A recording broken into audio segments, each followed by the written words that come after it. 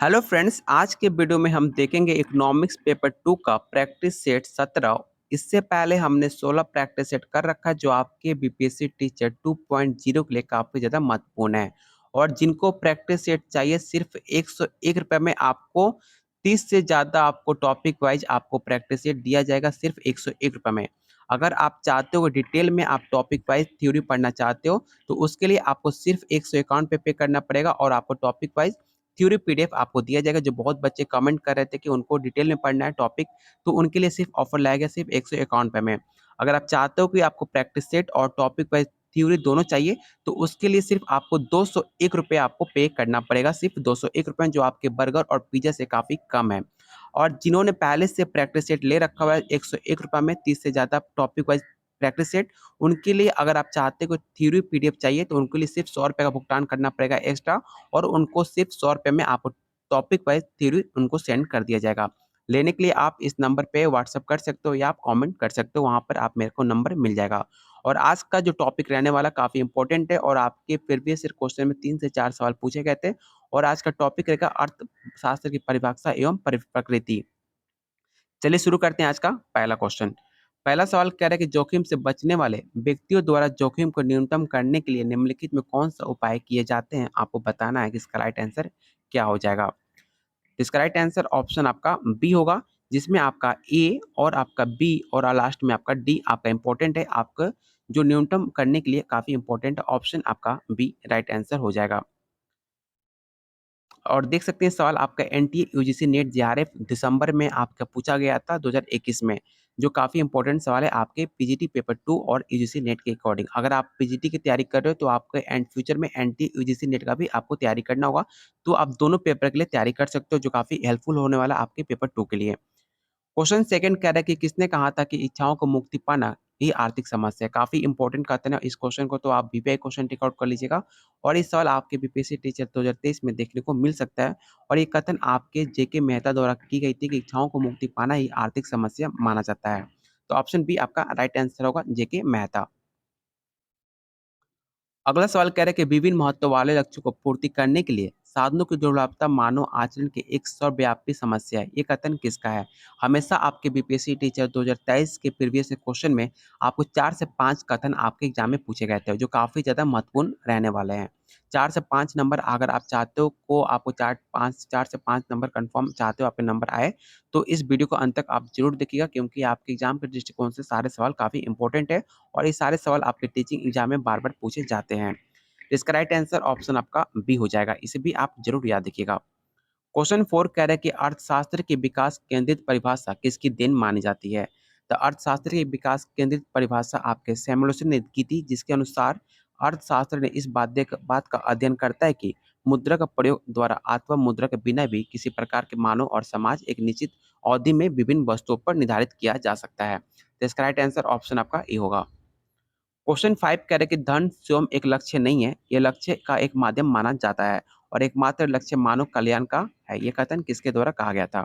ये कथन आपका मार्शल द्वारा कही गई थी। ऑप्शन सी आपका राइट आंसर हो जाएगा। क्वेश्चन 6 कह रहा है कि अर्थशास्त्र की दुर्लभता संबंधी परिभाषा किसके द्वारा दी गई थी। देख सकते हैं इस सवाल आपका यूपी टीजीटी और हरियाणा पीजीटी 2020 में पूछा हुआ सवाल है, जो आपके एग्जाम के दृष्टिकोण से काफी महत्वपूर्ण है। और इसका राइट आंसर ऑप्शन आपका बी हो जाएगा। समय समय पर विभिन्न अर्थशास्त्रियों ने अर्थशास्त्र की अलग अलग परिभाषा दी है, जो प्रत्येक अर्थशास्त्र की सिचुएशन के अनुसार आर्थिक शास्त्र का परिभाषित किया जाता है। तो ऑप्शन बी आपका राइट आंसर होगा। जितने वैज्ञानिक आते हैं, जितने अर्थशास्त्री आते हैं, वो अपने अकॉर्डिंग अर्थशास्त्र का परिभाषा देते हैं। तो ऑप्शन बी आपका राइट आंसर हो जाएगा। क्वेश्चन 7 कह रहा है कि इकोनॉमिक्स में चयन की समस्या उत्पन्न होती है क्योंकि आपको बताने कि उत्पन्न होने का रीजन क्या है। तो इसका राइट आंसर ऑप्शन आपका सी होगा। संसाधनों के वैकल्पिक उपयोग होते हैं, इसलिए आपका अर्थशास्त्र में चयन का समस्या देखने को मिलता है। तो ऑप्शन सी आपका राइट आंसर होगा। और ये सवाल आप देख सकते हैं यूपी पीजीटी 2021 में पूछा गया था और आपके अकॉर्डिंग आपके पेपर में पूछा जा सकता है। क्वेश्चन 8 कह रहा है कि अर्थशास्त्र के अध्ययन की आगमन रीति का श्रेय किसको दिया जाता है। काफी इंपॉर्टेंट सवाल है, इस क्वेश्चन को आप विवेक क्वेश्चन टिक आउट कर लीजिएगा। और इसका राइट आंसर ऑप्शन आपका बी होगा। जर्मनी का ऐतिहासिक विचारधारा को अर्थशास्त्र के अध्ययन की आगमन रीति का श्रेय जाता है। तो ऑप्शन बी आपका राइट आंसर होगा। क्वेश्चन 9 आपको सही मिलान करना है। चलिए इसका ऑप्शन हम देख लेते हैं। तो हिंदी में इसका ऑप्शन देखते हैं। एक तरफ आपका आर्थिक विज्ञान दिया गया और प्राकृतिक, और दूसरी तरफ आपका पुस्तक का नाम और आपका लेखक दिया है, इसमें आपको सही मिलान करना है। तो यहाँ पर आप देख सकते हैं, यहाँ पे सही मिलान करके दिया गया, इसका स्क्रीनशॉट आप ज़रूर ले लीजिएगा। अगर आपके पास इसका प्रैक्टिस सेट नहीं है, जो आपके एग्ज़ाम के दृष्टिकोण से काफ़ी इंपॉर्टेंट सवाल है, तो इसका स्क्रीनशॉट आप ज़रूर रख लीजिएगा, क्योंकि आपके एग्ज़ाम में सवाल देखने को मिल सकता है। क्वेश्चन 10 कह रहा है कि अर्थशास्त्र की प्रमुख समस्या क्या है? काफ़ी इंपॉर्टेंट सवाल है। इस सवाल को आप विवेक क्वेश्चन टिक आउट कीजिएगा, और देख सकते हैं उत्तराखंड लेक्चर मेंस में आपसे सवाल पूछा गया था, और इसका राइट आंसर ऑप्शन आपका सी होगा। अर्थशास्त्र की प्रमुख समस्या चयन या चुनाव की समस्या पाई जाती है, मतलब चॉइस मेकिंग आपका अर्थशास्त्र का प्रमुख रीजन माना जाता है समस्या का। तो ऑप्शन सी आपका राइट आंसर होगा। सूक्ष्म अर्थशास्त्र का संबंध किससे है? काफ़ी इंपॉर्टेंट सवाल है। आपको बताना है कि माइक्रो अर्थशास्त्र का संबंध किससे माना जाता है? तो इसका राइट आंसर ऑप्शन आपका डी होगा। सूक्ष्म अर्थशास्त्र के अंतर्गत व्यक्तिगत इकाइयों जैसे उपभोक्ता के व्यवहार, कीमत, बाजार, फर्म आदि का अध्ययन किया जाता है आपके माइक्रो अर्थशास्त्र में। तो ऑप्शन डी आपका राइट आंसर होगा। क्वेश्चन 12 कह रहा है कि निम्नलिखित में किस चर को आर्थिक विश्लेषण में प्रभाव चर नहीं माना जाता है? काफ़ी इंपॉर्टेंट सवाल है, और इस क्वेश्चन का आंसर राइट आंसर होगा ऑप्शन सी। अगला सवाल कह रहा है कि मिक्स अर्थव्यवस्था की मुख्य विशेषता क्या है? काफ़ी इंपॉर्टेंट सवाल है। आपके हमेशा प्रीवियस ईयर क्वेश्चन में आपके मिक्स अर्थव्यवस्था से 1 से 2 सवाल आपके एग्जाम में पूछे जाते हैं, और आपको बताना है कि मिश्रित जो अर्थव्यवस्था होती है उसकी मुख्य विशेषता किसे माना जाता है। तो इसमें बहुत बच्चे गलती क्या करते हैं, इसका right answer option D tick out करते हैं, ऑल ऑफ द अबव। लेकिन ऐसी गलती आपको नहीं करनी है। मिश्रित अर्थव्यवस्था जो होती है उसकी मुख्य विशेषता, इसमें सार्वजनिक क्षेत्र और निजी क्षेत्र का अस्तित्व माना जाता है। तो ऑप्शन आपका ए राइट आंसर होगा। इसे आप गलती से भी डी टिक आउट मत कीजिएगा। क्वेश्चन 14 कह रहा है कि समष्टि अर्थशास्त्र का संबंध किससे माना जाता है? तो जो आपका समष्टि अर्थशास्त्र का अर्थ होता है कि आपका संपूर्ण अर्थव्यवस्था से माना जाता है, जो आपके सभी क्षेत्रों से संबंधित होता है। तो ऑप्शन आपका ए राइट आंसर हो जाएगा। और उम्मीद करता हूँ कि जितने आपने प्रैक्टिस सेट ले रखा हुआ है, आप अच्छे से तैयारी कर रहे हो, क्योंकि बहुत बच्चों ने ऑलरेडी ले रखा हुआ है, और इस बार आपका कंपटीशन काफ़ी ज़्यादा हाई होने वाला है। तो बिल्कुल भी आप रिस्क मत लीजिएगा, क्योंकि इतना अच्छा शानदार मौका आपकी लाइफ में कभी नहीं आने वाला। बिहार सरकार दोबारा नहीं देने वाली है, क्योंकि इतना शानदार मौका, आपका सीट काफ़ी कम है और बच्चे काफ़ी ज़्यादा हैं। तो इस बार कंपटीशन काफ़ी ज़्यादा हाई होने वाला है। तो आप सिर्फ़ ₹101 या ₹200 खर्च लेकर आप लोग बिल्कुल भी सोचिए मत। आप लोग जितना हो सके अच्छे से डिटेल में पढ़िए, क्योंकि आपका एग्ज़ाम इस बार काफ़ी हार्ड होने वाला है। चलते हैं अगले क्वेश्चन पे, 15 क्वेश्चन पे। किसी वस्तु की पूर्ति से बोध क्या होता है? तो इसका राइट आंसर ऑप्शन आपका डी होगा। समय के प्रति इकाई पर मूल विशेष पर विक्रय हेतु प्रस्तुत वस्तु की मात्रा। राइट आंसर होगा ऑप्शन डी। निम्न में कौन सा भौतिक परिभाषा के अंतर्गत नहीं आता है? ये सवाल कितनी बार आपके पेपर में पूछा जा चुका है कि कौन भौतिक परिभाषा के अंतर्गत नहीं माना जाता है? जो आपके रॉबिन्सन्स की परिभाषा दिया गया था, वो आपके भौतिक परिभाषा के अंतर्गत नहीं माना जाता है। तो ऑप्शन आपका सी राइट आंसर होगा, रॉबिन्स की परिभाषा। पूंजीवाद में किसका अभाव देखने को मिलता है? सरकारी नियंत्रण, ऑप्शन बी है गैर सरकारी, या ऑप्शन सी है उत्तराधिकारी का अधिकार, या ऑप्शन डी है ऑल ऑफ द अबव। काफी कंफ्यूजिंग सवाल है, और इसका राइट आंसर ऑप्शन आपका ए होगा। गलती से आप डी टिक आउट मत कीजिएगा लालच में आकर कि ऑल ऑफ द अबव आपका राइट आंसर हो जाएगा, क्योंकि इसका राइट आंसर ऑप्शन आपका ए होगा, सरकारी नियंत्रण। क्वेश्चन 18 कह रहे हैं कि समाजवादी समाज में क्या होता है, आपको बताना है कि मतंत्र, योजना, समिति, नियंत्रण, या ऑल ऑफ द अबव। आपका जो इकोनॉमिक्स पेपर है काफ़ी कंफ्यूजिंग पेपर है, काफ़ी इसमें दिमाग लगाना पड़ता है। कुछ भी इसमें, चाहे लैंग्वेज की बात की जाए, चाहे क्वेश्चन पैटर्न की बात की जाए, इसमें काफ़ी ज़्यादा कंफ्यूजिंग होती है बच्चों की। इसलिए मैं कह रहा हूँ कि आपका इकोनॉमिक्स पेपर 2 बिना आपको डिटेल में बिना पढ़े आप तैयारी नहीं कर सकते हो। ठीक है? इसलिए मैं कह रहा हूँ कि आप थ्योरी के साथ लेकर प्रैक्टिस सेट अटेम्प्ट करो। जितना आप क्वेश्चन अटेम्प्ट करोगे, जितना प्रैक्टिस करोगे, आपका एग्ज़ाम काफ़ी अच्छा जाएगा, और उतना आपका मनोबल बढ़ेगा। ठीक है? इसमें बिल्कुल भी आप लोग टाइम वेस्ट मत करना, क्योंकि आपका इकोनॉमिक्स पेपर 2 आपके काफ़ी ईज़ी नहीं है। ये पेपर आपका हार्ड होने वाला है, क्योंकि इसमें लैंग्वेज भी काफ़ी लेंदी होता है, और बहुत बच्चे जानते हुए भी इसमें गलती करते हैं। ठीक है? इसलिए आप जितना हो सके आप लोग प्रैक्टिस सेट अटेम्प्ट करो। जितना प्रैक्टिस करोगे उतना आपका कॉन्फिडेंस आपका हाई होगा, और पेपर आपका अच्छा जाएगा। तो इसका राइट आंसर क्या होगा? तो ऑप्शन आपका बी होगा, योजना। क्वेश्चन 19 कह रहा है कि निम्नलिखित में किसे अर्थव्यवस्था में धन माना जाता है? काफ़ी इंपॉर्टेंट सवाल है, और याद रखिए जो आपका आभूषण होता है, और ये सवाल आपका बिहार स्टेट 2023 में पूछा गया था कि निम्नलिखित में किसे अर्थव्यवस्था का धन माना जाता है? जो आपका आभूषण है वो हमेशा आपके आर्थिक पहलू होता है, इसलिए इसे अर्थव्यवस्था का धन माना जाता है, जो आपके मतलब बुरे टाइम में आपका काफ़ी ज़्यादा हेल्पफुल होता है आपका आभूषण। इसलिए ऑप्शन डी आपका राइट आंसर होगा। अगला सवाल है कि एक सिद्धांत क्या है? एक मान्यता है, यदि एक तब प्रतिस्थापन है या ऑप्शन सी एक परिकल्पना है या एक अप्रमाणिक आपका परिकल्पना है। तो इसका राइट आंसर क्या होगा? तो ऑप्शन आपका डी होगा, इसे भी आप ज़रूर याद रखिएगा। अगला क्वेश्चन है कि क्लोज़ अर्थव्यवस्था वो है जहाँ पर ना ही निर्यात हो और ना ही आयात हो, उसे हम बंद अर्थव्यवस्था कहा जाता है। जहाँ पर आप ना एक्सपोर्ट कर रहे हो, ना कोई इम्पोर्ट कर रहे हो, तो उसे बंद अर्थव्यवस्था कहा जाता है। बिल्कुल भी इसमें कन्फ्यूजन नहीं होगा। ऑप्शन डी आपका राइट आंसर हो जाएगा। अर्थशास्त्र की आवश्यकता विविधता की परिभाषा से संबंधित है, आपको बताना है कि इसका राइट आंसर क्या होगा। इसका राइट आंसर ऑप्शन आपका ए होगा। जेके मेहता आपके अर्थशास्त्र में काफ़ी फेमस नाम है और इनका कथन आप सब याद रखिएगा क्योंकि ऐसे सवाल आपके एग्जाम में बीपीएससी पूछा जाता है। तो ऑप्शन ए आपका राइट आंसर होगा। क्वेश्चन 23 कह रहा है कि किसी विशेष विषय से संबंधित समस्या प्रासंगिक तथ्यों को एक साथ संग्रहित करने वाला अर्थशास्त्र को क्या कहा जाता है? इसका राइट आंसर ऑप्शन आपका डी हो जाएगा। क्वेश्चन 24 कह रहा है कि किस अर्थव्यवस्था में उपभोक्ता सम्राट कहा जाता है? इस क्वेश्चन को आप वीवीआई क्वेश्चन टिक आउट कीजिएगा और इसका राइट आंसर ऑप्शन आपका सी होगा। पूंजीवादी अर्थव्यवस्था में उपभोक्ता सम्राट होता है क्योंकि किसी वस्तु की मांग करके वही उत्पादन का नियमन करता है, इसलिए आपका पूंजी अर्थव्यवस्था को सम्राट कहा जाता है।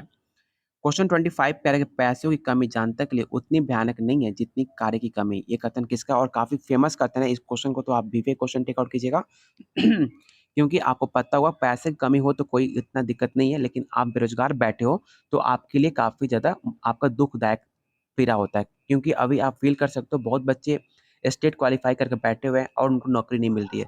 तो आप फील कर सकते हो जो आप पढ़े लिखे होकर आप बेरोजगार बैठे हो तो कैसा फील होता है। इसलिए आपका जो ये क्वेश्चन है आप इसे रिलेट कर सकते हो और आपका इसका क्वेश्चन का हिसाब से आपने आपको सोचना कि इस बार आपका वैकेंसी कितना ज़्यादा इंपॉर्टेंट है, आपका इस बार सीट लेना। इसलिए मैं बार-बार कह रहा हूँ कि आपको 100-200 खर्च मत देखो, कहीं से भी आप पढ़ाई करो। मैं ये नहीं कह रहा कि आप इस चैनल पे मेरा प्रैक्टिस सेट कर दो, कहीं से भी आप वीडियो क्लास करो, कहीं से भी आप वीडियो देखो, कहीं से भी आप प्रैक्टिस सेट लो, क्लास लो, लेकिन इस बार आपको कैसे भी सीट आपको कन्फर्म करना है। क्योंकि ऐसे मौका आपको बिहार सरकार बार-बार नहीं देती है कि इसी साल आप एग्ज़ाम दो और इसी टाइम आपको 1 से 2 महीने के अंदर आपको ज्वाइनिंग लेटर दे दी जाए, ऐसा कहीं आपके इंडिया में कहीं नहीं होता है। और अच्छा अभी बिहार सरकार बहुत अच्छे मूड में चल रही है, तो इस बार मौका आप लोग नहीं खोना है। और इसका राइट आंसर क्या होगा? तो महात्मा गांधी द्वारा ये फेमस कथन की गई थी कि पैसे की जनता जो होती है, पैसे की कमी वो जनता उतनी भयानक नहीं मानती है, लेकिन जब बेरोज़गार बैठी हो, तो कार्य काफ़ी ज़्यादा कठिन हो जाती है। तो ऑप्शन सी आपका राइट आंसर होगा। क्वेश्चन 26 कह रहा है कि प्रथम बार किस अर्थशास्त्री ने व्यष्टि एवं समष्टि अर्थशास्त्रों जैसे पदों का प्रयोग किया था? तो इसका राइट आंसर ऑप्शन आपका बी होगा। क्वेश्चन 27 आपको सही मिलान करना है और आपको बताना है कि इसका राइट आंसर क्या होगा। तो चलिए इसका हम लोग सही मिलान कर लेते हैं और इसका स्क्रीनशॉट आप ज़रूर ले लीजिएगा क्योंकि काफ़ी फेमस आपके लेखक और विचार है उनका, जो बार-बार आपके एग्ज़ाम में पूछे जाते हैं। तो इसका स्क्रीनशॉट आप ज़रूर ले लीजिएगा अगर आपके पास प्रैक्टिस सेट नहीं है तो। इसका पहला जो डेविड रिकार्डो है, डेविड रिकार्डो का फेमस कथन हुआ करता था कि लगान भूमि के उपज का वो भाग जो भूमिपति को भूमि के मौलिक और अविनाशी गुणों को लिए जाते हैं। ये काफ़ी फेमस कथन है आपका डेविड रिकार्डो का। और जो अल्फ्रेडो मार्शल थे, अल्फ्रेडो मार्शल का आपका राइट आंसर हो जाएगा ऑप्शन 4 और आपका थर्ड का हो जाएगा थर्ड का 2 ब्याज एक निश्चित समय के लिए तरलता परित्याग करने का पुरस्कार माना जाता है। और आपका ऑप्शन डी है जो जेबी से जब पूर्ति स्वयं अपनी मांग उत्पन्न कर लेती है। तो ऑप्शन मैंने आपको सही मिलान करके दिखा दिया है और इसका राइट आंसर ऑप्शन आपका बी होगा। इसे आप ज़रूर देख लीजिएगा, यहाँ पर व्याख्या सहित यहाँ पर आपको समझाया गया है। इसका स्क्रीनशॉट आप ज़रूर ले लीजिएगा। क्वेश्चन 28 कह रहा है कि आर्थिक सिद्धांत में सेट्रिस पैरिबस शब्द का प्रयोग क्या सूचित करता है? काफ़ी फेमस क्वेश्चन है। इस क्वेश्चन को तो आप वीवीआई क्वेश्चन टिक आउट कीजिएगा। आपके इकोनॉमिक्स पेपर 2 के अकॉर्डिंग काफ़ी इंपॉर्टेंट सवाल है और इसका राइट आंसर ऑप्शन आपका बी होगा। 29 कह रहे हैं कि अप्रभावशीलता जिसके द्वारा उपलब्ध लाभप्रद बाजार अवसरों को पुनः विभोधन करता है, उसे क्या कहा जाता है? तो इसका राइट आंसर ऑप्शन आपका ए हो जाएगा। क्वेश्चन 30 कह रहा है कि निम्नलिखित में कौन एक नीतिपरक अर्थशास्त्री नहीं माना जाता है? तो जेएस मिल आपका राइट आंसर होगा ऑप्शन डी। और आप देख सकते हैं बहुत सारे क्वेश्चन है, मैं कितना क्वेश्चन कराऊंगा आपको, बहुत सारे क्वेश्चन है। एक क्वेश्चन में आपको अगर आप एक प्रैक्टिस सेट लेते हो तो एक प्रैक्टिस सेट में आपको 150 क्वेश्चन देखने को मिलते हैं और आपको 30 प्रैक्टिस सेट दिया जा रहा है, वो भी आपको सिर्फ 101 रुपये में, जो आपको कहीं नहीं मिलेगा। ऐसा मौका मैं बस चाहता हूँ कि आप लोग की तैयारी में कोई कमी ना रह जाए, इसलिए मैं चाहता हूँ कि जितना हो सके मेरे तरफ से आपको हेल्प की जाए। इसलिए मैं कह रहा हूँ कि बार-बार कि आप लोग प्रैक्टिस सेट अटेम्प्ट करो, जितना हो सके आपको कॉन्फिडेंस आपका इसमें इंक्रीज़ होगा। और यहाँ पे पहले आपको 15 दिया जा रहा था, लेकिन आप लोग के लिए सिर्फ़ 30 प्रैक्टिस सेट दिया जा रहा है और वो भी सिर्फ ₹101 में। अगर आप चाहते हो कोई डिटेल में आप पढ़ना चाहते हो, अपने तैयारी को और ज़्यादा मजबूत करना चाहते हो, तो सिर्फ आपको ₹191 में थ्योरी भी ले सकते हो, अगर आपने पहले से प्रैक्टिस सेट ले रखा हुआ है तो। अगर आपको दोनों चाहिए तो दोनों लेने के लिए आपको सिर्फ ₹201 पे करना पड़ेगा। और कहाँ पे आपको मुझसे कॉन्टैक्ट करना है, तो इस नंबर पे मुझसे आपको कॉन्टैक्ट करना है। 7633961618 पे आप मुझे व्हाट्सएप कर सकते हो। और जिन्होंने पहले से प्रैक्टिस सेट ले रखा है, जो बहुत बच्चों ने ले रखा हुआ है, तो उनके लिए विशेषकर उनको लिए सिर्फ ₹100 भुगतान करना पड़ेगा, क्योंकि उन्होंने पहले से ₹101 मुझे पे कर चुके हैं। तो उनके लिए सिर्फ मुझे ₹100 पे कर एक्स्ट्रा अपना थ्योरी पीडीएफ ले सकते हैं। लेने के लिए आपको इस नंबर पे कमेंट व्हाट्सएप करना है। इस वीडियो में कमेंट भी आप कर सकते हैं। उम्मीद करता हूँ आज के 30 क्वेश्चन आपके लिए काफ़ी ज़्यादा महत्वपूर्ण है। तो प्लीज़ वीडियो को लाइक और शेयर करने में बिल्कुल कंजूसी मत कीजिएगा, क्योंकि आप लोग के लिए इतनी मेहनत की जाती है। अगर आप चाहते हो वीडियो को लाइक और शेयर जितना कीजिएगा, तो आप लोग के लिए डेली प्रैक्टिस सेट लाया जाएगा और सब्जेक्ट की तरह। तो प्लीज़ वीडियो को लाइक और शेयर करना बिल्कुल मत भूलिएगा। और जिन्होंने चैनल को सब्सक्राइब नहीं किया, तो प्लीज़ आप लोगों से रिक्वेस्ट है, चैनल को ज़रूर सब्सक्राइब कर लीजिएगा।